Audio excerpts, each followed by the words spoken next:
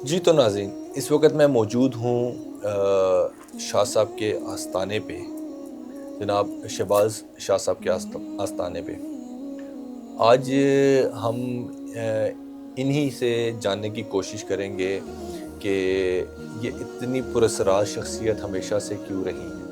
السلام علیکم۔ وعلیکم السلام۔ شاہ صاحب کیسے ہیں؟ الحمدللہ، آپ سنائیے ٹھیک ہیں؟ الحمدللہ پہلے شاہ جی تو ٹھیک میں ہیں۔ آپ کا تہ دل سے شکریہ ادا کرتا ہوں کہ آپ نے ہمیں عزت بخشی، آپ آئے ہمارے بہت پاس۔ شکریہ۔ اور جہاں تک آپ نے کہا کہ اتنی پراسرار شخصیت، نہیں ایسی کوئی بات نہیں ہے، میں کوئی پراسرار شخصیت نہیں ہوں، ٹھیک ہے۔ میں ظاہری بات ہے اللہ نے ایک یہ شرف مجھے بخشا ہے کہ لوگ آتے ہیں میرے پاس اپنے علاج کے سلسلے میں، اور جو کوئی میری ناقص عقل کے مطابق جو کچھ مجھے علم ہے میں ان کی رہنمائی کوشش کرتا ہوں کہ ہو جائے۔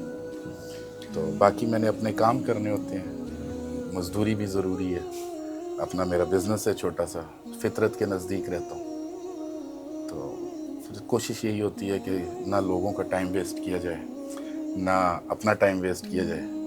تو بس جسٹ اس وجہ سے شاید آپ کو پراسراریت لگتی ہے میری شخصیت۔ شاہ جی، آپ نے ذرا ہٹ کے ایک آستانہ بنایا، یہاں پہ آپ کا دیکھا ہم نے کہ میل جول بھی لوگوں سے کم ہے، اور اکثر آپ اسی وجہ سے بھی اکثر آپ دور دراز جنگلات میں بھی آپ نے ڈیرے لگائے رکھتے ہیں، تو شاید اسی حوالے سے لوگ آپ کو ایک پراسرار شخصیت کہتے ہیں۔ کتنی سچائی ہے اس میں؟ بیسیکلی مامون بھائی، میری فلسفی کچھ اور طرح کی ہے۔ کوئی شخص آپ کے پاس آ رہا ہے، اپنا کوئی مسئلہ لے کر آ رہا ہے، تو آپ کا کام اس کے علاج تک مختص ہونا چاہیے۔ آپ کا کام اس کو جو آپ بتا سکتے ہیں قرآن اور حدیث کی روشنی میں وہ بتائیں، ٹھیک ہے۔ اور آپ کسی ڈاکٹر کے پاس اگر جاتے ہیں تو کیا وہ آپ کو باؤنڈ کر لیتا ہے کہ نہیں آپ نے روز آنا ہے، آپ نے 3 گھنٹے ویٹ کرنا ہے، آپ نے یہاں پہ بیٹھنا ہے، میں نے لیکچر دینا ہے، وہ سننا ہے، ٹھیک ہے؟ نہیں، ڈاکٹرز نے آپ کی مرض کی تشخیص کرنی ہے، ٹھیک ہے، اور اس کے بعد آپ کا ایک نسخہ لکھنا ہے، میڈیسن دینی ہے، اور آپ کو بھیج دینا ہے۔ صرف فرق یہ ہے کہ ہم اللہ اور اللہ کی رضا کے لیے بیٹھے ہوئے ہیں، ٹھیک ہے، ہمارا کاروبار نہیں ہے۔ اس وجہ سے شاید لوگ یہ سمجھتے ہیں۔ اور جہاں تک رہی بات کہ بھئی میں جنگلات میں، تو میں آپ کو پہلے بھی میں نے بتایا کہ میں فطرت کے قریب رہنا پسند کرتا ہوں، اور یہ آقا کریم کا حکم بھی ہے۔ اور جہاں تک جنگلات کی بات ہے، میرے ساتھ میرے سٹوڈنٹس ہوتے ہیں، ٹھیک ہے، ہماری کچھ ترتیب ایسی ہے، کچھ ذکر اذکار ہمارے یہاں پہ بھی ہوتے ہیں۔ پھر میں اپنے سٹوڈنٹس کو، اپنے بچوں کو، جو میری اولاد کی جگہ پہ ہیں مریدین، ٹھیک ہے، ان کو میں ایسی ترغیب دیتا ہوں، ایسی تدریس کا عمل دیا جاتا ہے کہ وہ گھر پہ بھی اپنی زندگی کو اسوہ حسنہ کے مطابق لے کے چلیں۔ سب سے پہلے کوئی بھی فقیر ہے، کوئی بھی اللہ کا ولی ہے، کوئی بھی پیر ہے، ان کا یہی کام ہے کہ لوگوں کو اللہ کا رستہ دکھایا جائے، اور اس کے پاک حبیب کا رستہ ہے، جو دین ہمیں عطا فرمایا، جو سنت آقا کریم کی ہمیں عطا فرمائی گی، اس کے مطابق زندگی گزارنی چاہیے۔ اور جنگلات، جو آپ نے کوسچن کیا کہ جنگلات میں جاتا ہوں، وہاں پہ ذکر اذکار ہیں، بیسیکلی سنت غار حرا کو زندہ کرنے کی کوشش کرتے ہیں۔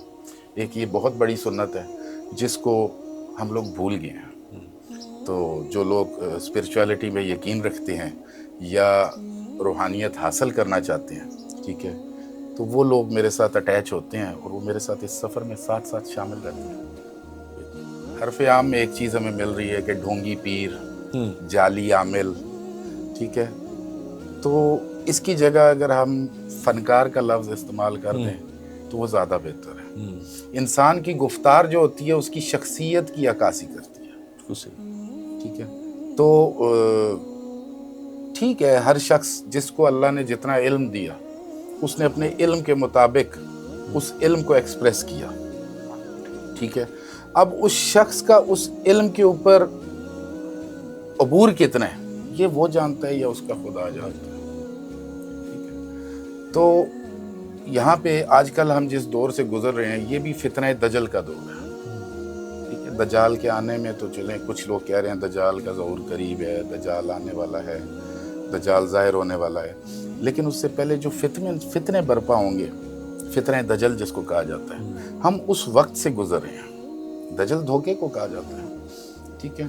तो उसमें हर शख्स ने अपने पेट के लिए एक निज़ाम बना दिया गया। हालांकि आप अगर औलिया कामिलीन की ज़िंदगी के ऊपर देखें, ठीक है, तो मेरे ख्याल में आपको बहुत सारे क्वेश्चंस का आंसर मिल जाएगा।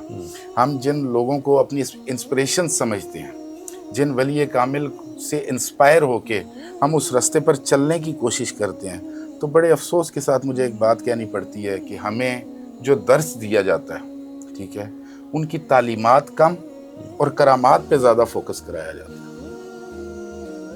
तो क्या ये गैप हमारे में है या उन लोगों का कसूर है कि जो लोग अपनी छोटी छोटी दुकानें बना के बैठ गए? क्या हमारे पे ये वाजिब नहीं है कि हम औलिया कामिलीन की ज़िंदगी से सबक हासिल करें, अहादीस से सबक हासिल करें, कुरान पाक से रहनुमाई हासिल करें? क्या ये हमारे पे ज़रूरी नहीं है? तो ये हम लोगों के अंदर अपनी गलतियां मौजूद हैं, जिसकी वजह से हम रॉन्ग नंबर या रॉन्ग वे पे हम चढ़ जाते हैं और किसी ऐसे शख्स के ज़ेरे साया हो जाते हैं जो हमें रहमानियत की तरफ कायल करने की बजाय वो शैतानियत की तरफ ले जाता है।